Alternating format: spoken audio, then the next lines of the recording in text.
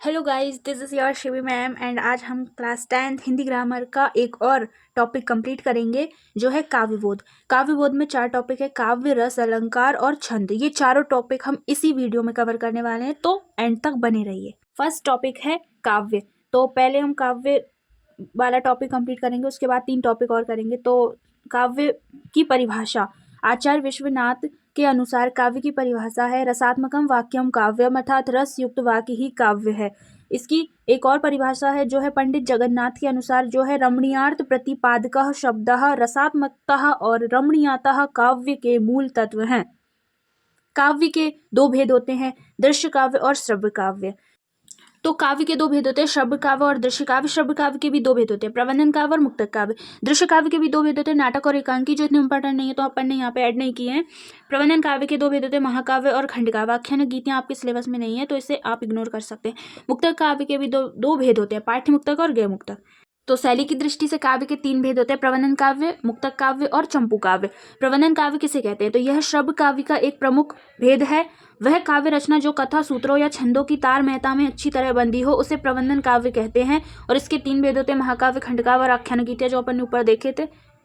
अगला है मुक्तक काव्य। मुक्तक काव्य मतलब कि मुक्त रचना, जिसको बोलते हैं अपन स्वतंत्र होता है, मतलब ये। तो मुक्तक काव्य ऐसी रचना को कहते हैं जिसमें कथा नहीं होती तथा जिसके छंद अर्थ की दृष्टि से पूर्वापर के प्रसंगों से मुक्त होते हैं, स्वतंत्र होते हैं।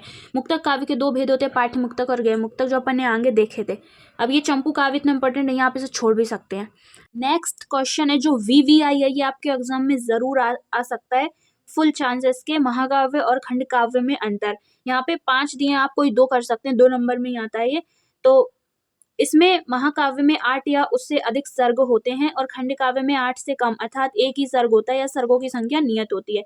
इसमें मानव के समस्त जीवन की कथा होती है। इसमें मानव के किसी एक पक्ष का चित्रण होता है। महाकाव्य विस्तृत होता है, खंड काव्य संक्षिप्त होता है। इसमें पात्रों की संख्या अधिक होती है, इसमें पात्रों की संख्या कम होती है।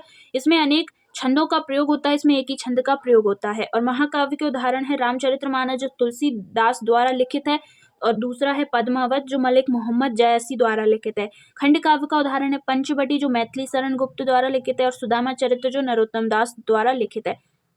अगर आपसे एग्जाम में खंड काव्य की विशेषताएं पूछी जाएं तो आप इन्हीं पॉइंट को लिख सकते हैं, और महाकाव्य में भी सेम टू सेम अगर विशेषताएं पूछी जाएं तो ये 5 पॉइंट लिख देना, फुल मार्क्स मिलेंगे। तो नेक्स्ट इंपॉर्टेंट क्वेश्चन है प्रबंधन काव्य और मुक्तक काव्य में अंतर। ये मोस्ट इंपॉर्टेंट क्वेश्चन है, तो इसे ध्यान से याद करना। प्रबंधन काव्य का आकार विस्तृत होता है, मुक्तक काव्य का आकार सीमित होता है। प्रबंधन काव्य में कथाक्रम होना अनिवार्य है, मुक्तक काव्य में कोई कथाक्रम नहीं होता है। प्रबंधन काव्य के छंदों में पूर्वापर संबंध पाया जाता है, मुक्तक काव्य के छंदों में पूर्वापर संबंध का अभाव होता है। प्रबंधन काव्य सर्गबद्ध होता है और मुक्तक काव्य सर्गबद्ध नहीं होता है। आचार्य रामचंद्र शुक्ल के अनुसार प्रबंधन काव्य एक विस्तृत वनस्थली है। आचार्य रामचंद्र शुक्ल के अनुसार मुक्तक काव्य एक चुना हुआ गुलदस्ता है। तो अपना काव्य वाला टॉपिक कंप्लीट हो चुका है। अब नेक्स्ट टॉपिक पे आते हैं जो है रस। तो रस की एक इम्पॉर्टेंट आपको मैं ट्रिक भी बताऊंगी, सारे रसों की, जो आपको बहुत यूजफुल होने वाली। तो चलो शुरू करते हैं। रस को काव्य की आत्मा या प्राण कहते हैं, और इसकी डेफिनेशन है किसी भी काव्य या साहित्य को पढ़ने, सुनने या देखने में पाठक या श्रोता को जिस आनंद की अनुभूति होती है उसे रस कहते हैं। सिंपल से आप बोल सकते हैं किसी भी चीज को पढ़कर, सुनकर, देखकर हमें जो आनंद मिलता है उसे रस कहते हैं। रस का सर्वप्रथम वर्णन भरत मुनि द्वारा नाट्य शास्त्र में किया गया था। रस के 4 भेद होते हैं: स्थायी भाव, विभाव, अनुभाव और संचारी भाव। स्थायी भाव होता है जो हमेशा स्थायी रहता है, मतलब जो बदलता नहीं है। इसकी डेफिनेशन है मानव हृदय में स्थायी रूप से विद्यमान रहने वाले भावों को स्थायी भाव कहते हैं, और इनकी संख्या 10 होती है। अनुभाव आश्य की बाह्य शारीरिक चेष्टाओं को अनुभाव कहते हैं, इनकी संख्या 5 होती है। कायिक, वाचिक, मानसिक, सात्विक और आहार्य। संचारी भाव आश्य के मन में उत्पन्न अस्थिर मनोविकारों को संचारी भाव कहते हैं, और इनकी संख्या 33 होती है। मतलब जो स्थिर नहीं होते, बनते और मिटते रहते हैं, उन्हें संचारी भाव कहते हैं, जैसे कि आलस, गर्व, शंका, निंदा, चिंता आदि। विभाव जो कारण दूसरे व्यक्ति के हृदय में स्थायी भाव को जागृत तथा उद्दीपित करते हैं, उन्हें विभाव कहते हैं। और विभाव के 2 भेद होते हैं, आलंबन विभाव और उद्दीपन विभाव। आलंबन विभाव वो होता है जिस व्यक्ति अथवा वस्तु के कारण कोई भाव जागृत होता है, उस व्यक्ति अथवा वस्तु को उस भाव का आलंबन विभाव कहते हैं। उद्दीपन विभाव स्थायी भावों को उद्दीप तथा तीव्र करने वाले कारण को उद्दीपन विभाव कहते हैं। रस के प्रकार और उनके स्थायी भाव यहाँ पे शॉर्ट में लिखे हुए हैं। तो यहाँ पे आप देख लीजिए, श्रृंगार रस का स्थायी भाव होता है रति, हास्य का होता है हास, करुण का होता है शोक, रौद्र का होता है क्रोध, वीर का होता है उत्साह, भयानक का होता है भय, अद्भुत का होता है विस्मय, विभत्स का होता है जुगुप्सा, शांत का होता है निर्वेद, वात्सल्य का होता है वात्सल्यता, या फिर इसको स्नेह भी बोल सकते हैं। तो पहला है श्रृंगार रस। इसकी परिभाषा आपको बस एक ही डेफिनेशन याद करनी है, बस आप उसके स्थायी भाव को लिख देंगे और पूरी डेफिनेशन एक ही लिखेंगे तो पूरा रस कंप्लीट आपका बन जाएगा। और उसके उदाहरण हम आपको बताने वाले हैं। फिर श्रृंगार रस की डेफिनेशन है, जैसे सहृदय के हृदय में स्थित रति नामक स्थायी भाव का जब विभाव अनुभाव और संचारी भाव से संयोग होता है तो वहाँ श्रृंगार रस की उत्पत्ति होती है।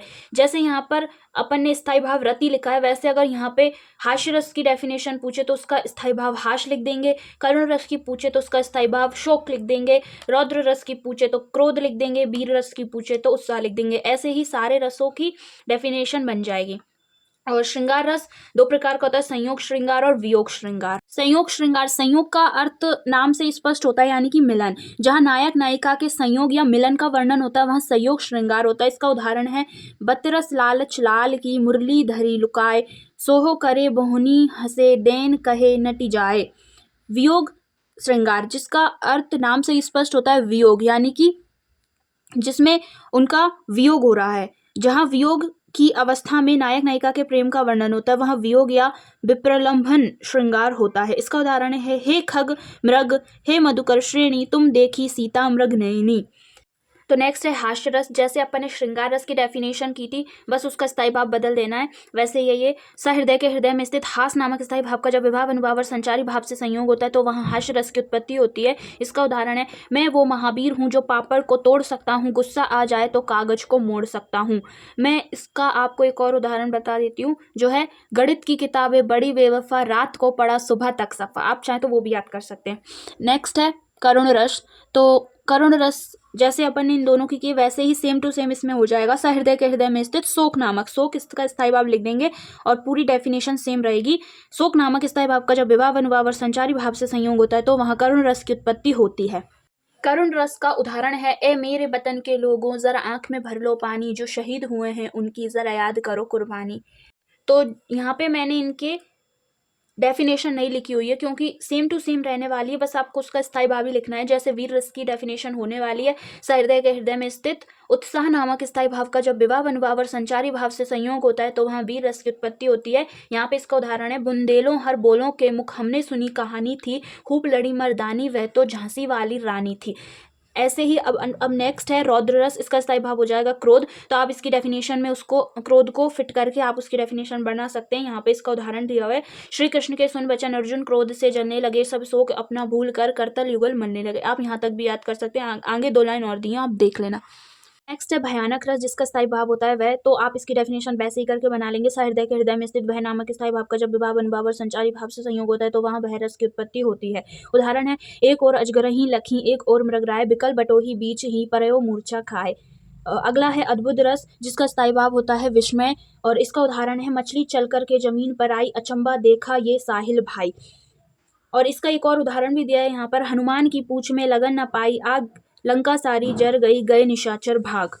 नेक्स्ट है विभत्स रस, जिसका स्थायी भाव होता है जुगुप्सा, जिसको घृणा बोलते हैं। तो इसका उदाहरण दिया है यहाँ पर, सिर पर बैठे हो काग, आंख दोहु खात निकारत, खींचत जीव ही श्यार, अति ही आनंद और धारत। नेक्स्ट है शांत रस, जिसका स्थायी भाव है निर्वेद। शांत रस जिसका स्थायी भाव है निर्वेद, और आप इसकी डेफिनेशन बना लेंगे जो आपको आती है, हमने आपको सिखा दी है। इसका उदाहरण है, चलती चक्की देख कर दिया कबीरा रोए, दुई पाठन के बीच में साबुत बच्चा न कोय।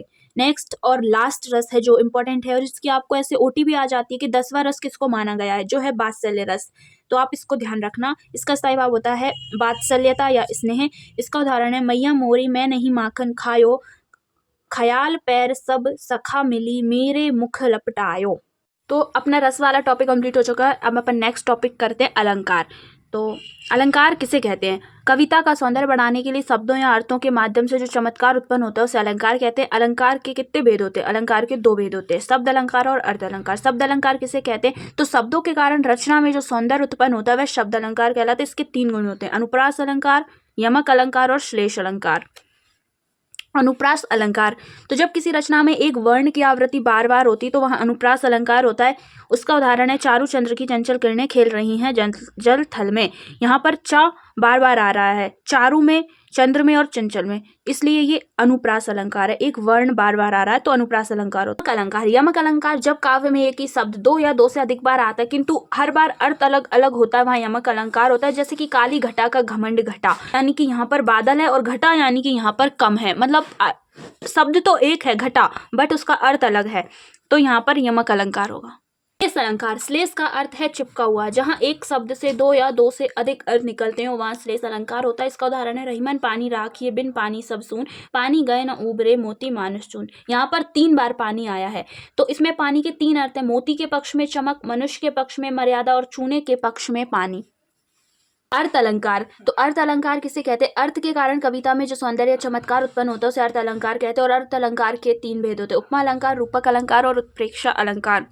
उपमा अलंकार, तो उपमा अलंकार किसे कहते हैं? जिस रचना में एक वस्तु की तुलना दूसरी वस्तु से की जाए वहाँ उपमा अलंकार होता है। जैसे कि उसका उदाहरण है मन मयूर सा नाच उठता है, तो मन की उपमा या फिर तुलना किससे की गई है? मोर से की गई है, तो यहाँ पर उपमा अलंकार है। एक और उदाहरण है पीपर पात सरसमन डोला। नेक्स्ट है रूपक अलंकार, जहाँ पर किसी एक वस्तु को किसी दूसरी वस्तु का रूप दे दिया जाए वहाँ रूपक अलंकार होता है। रूपक अलंकार का उदाहरण है पायो जी मैंने राम रतन धन पायो। एक और है गुरु कुम्हार शिष्य कुंभ है, ठीक है। नेक्स्ट है अपना उत्प्रेक्षा अलंकार, तो इसकी डेफिनेशन है जहाँ एक वस्तु में दूसरी वस्तु की संभावना या कल्पना की जाए वहाँ उत्प्रेक्षा अलंकार होता है। इस अलंकार में जनु जानो मनु मानो आदिवाचक शब्दों का प्रयोग होता है। इसका उदाहरण है सोहत ओढ़े पीत पट श्याम सलोने गात मनहु नीलमणि सेल पर आतपु परयो प्रभात। तो ये 5 इंपॉर्टेंट अलंकार है, इनको आप जरा ध्यान से पढ़िएगा। इनमें से पहली है मानवीकरण अलंकार, जब प्रकृति की किसी भी वस्तु को मानव का रूप दे दिया जाए वहाँ मानवीकरण अलंकार होता है। इसका एक सिंपल उदाहरण है मेघ आए बड़े बन ठन के संवर के। नेक्स्ट है पुनरुक्ति प्रकाश अलंकार, जहाँ एक ही शब्द का समान अर्थ में एक से अधिक बार प्रयोग होता है वहाँ पुनरुक्ति प्रकाश अलंकार होता है। इसका एग्जाम्पल है मधुर मधुर मेरे दीप जले। नेक्स्ट है वक्रोती अलंकार, जहाँ कहने वाला कुछ और कहे और सुनने वाला दूसरा अर्थ लगा ले वहाँ वक्रोती अलंकार होता है। इसका उदाहरण है जाओ मत बैठो। इसका अर्थ है कि यहाँ पर कहा जा रहा है कि जाओ मत बैठो, मतलब जाओ मत बैठो, और एक इसका अर्थ हो सकता है जाओ मत बैठो, तो इसके 2 अर्थ हो सकते हैं। और नेक्स्ट अलंकार है यहाँ पे अतिशयोक्ति अलंकार, तो जहाँ किसी वस्तु या व्यक्ति की आवश्यकता से अधिक बढ़ा चढ़ाकर प्रशंसा की जाए वहाँ अतिशयोक्ति अलंकार होता है। इसका उदाहरण है अतिशयोक्ति अलंकार का हनुमान की पूंछ में लगन न पाई आगी लंका सारी जरी गई गए निशाचर भागी। नेक्स्ट और लास्ट अलंकार है अनियोक्ति अलंकार, जहाँ अप्रस्तुत कथन के द्वारा प्रस्तुत कथन का बोध कराया जाए वहाँ अनियोक्ति अलंकार होता है। इसका उदाहरण है माली आवत देख कर कलियन करी पुकार फूले फूले चुनी लिए कलई हमारी बात। तो यहाँ पे अपने 3 टॉपिक हो चुके हैं, अब एक लास्ट टॉपिक बचा हुआ है छंद, उसे और देख लेते हैं। तो अपना लास्ट टॉपिक बचा हुआ है छंद, इसे और देख लेते हैं। इसमें आपके क्लास 10th में 2 ही छंद है, एक तो दोहा छंद और एक चौपाई छंद, तो इसको जल्दी से कर लेते हैं। तो छंद किसे कहते हैं?